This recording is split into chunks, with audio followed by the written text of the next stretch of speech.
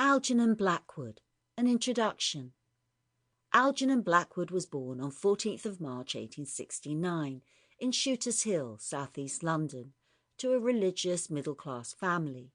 His mother was a widow Duchess, and his father was a post office administrator. Blackwood was interested in the paranormal and the supernatural at an early age, and had a thirst for anything on Buddhism, other Oriental philosophies, mysticism, and occultism. In his writings, the weaving of the supernatural into his various works, from ghost stories and children's stories to plays and long novels, is clearly seen. His writings beautifully enriched by his long and diversified life experience. After leaving university and visiting parts of Europe, mainly Switzerland, the young writer went to Canada and the United States, where he took on jobs including work as a farmer, a bartender, a secretary, a journalist, a reporter, running a hotel, and teaching the violin. He was voracious in meeting new people and absorbing new ideas. In his late 30s, he returned to England, where he published 2 of his supernatural stories in Pall Mall Magazine. As more of his highly entertaining stories were published, so did his reputation and his bank balance grow. All those years of curiosity and experiences were starting to emerge from his writing. In 1906, The Empty House and Other Ghost Stories was published with tremendous success. Further volumes of short stories followed, and with it a larger audience and bigger paydays. He also published children's stories.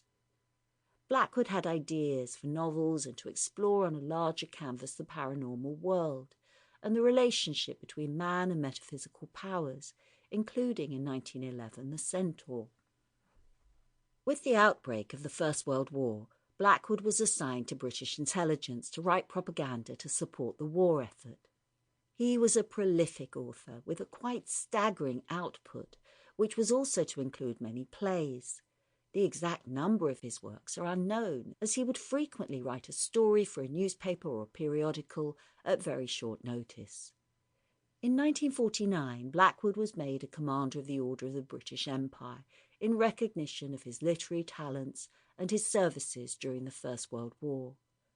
Algernon Blackwood died on 10th of December 1951 after a series of strokes.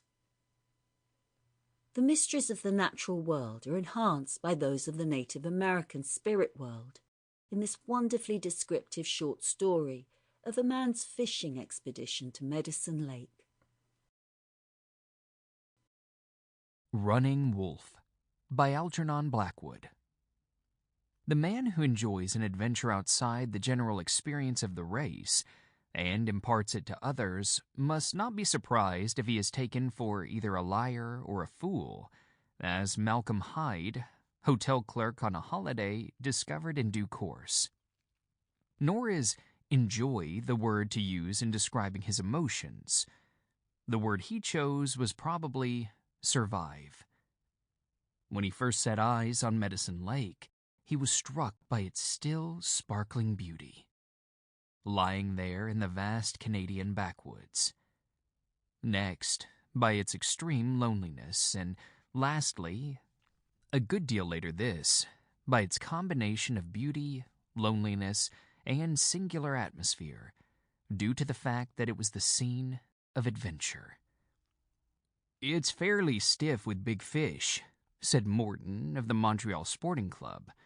"Spend your holidays there up Mattawa way, some 15 miles west of Stony Creek. You'll have it all yourself except for an old Indian who's got a shack there. Camp on the east side, if you'll take a tip from me."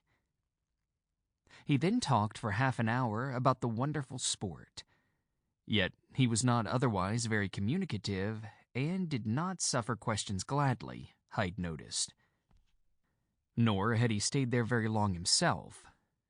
If it was such a paradise as Morton, its discoverer and the most experienced rod in the province, claimed, why had he himself spent only 3 days there?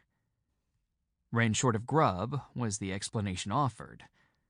But to another friend he had mentioned briefly flies, and to a third, so Hyde learned later, he gave the excuse that his half-breed took sick. Sample complete. Ready to continue?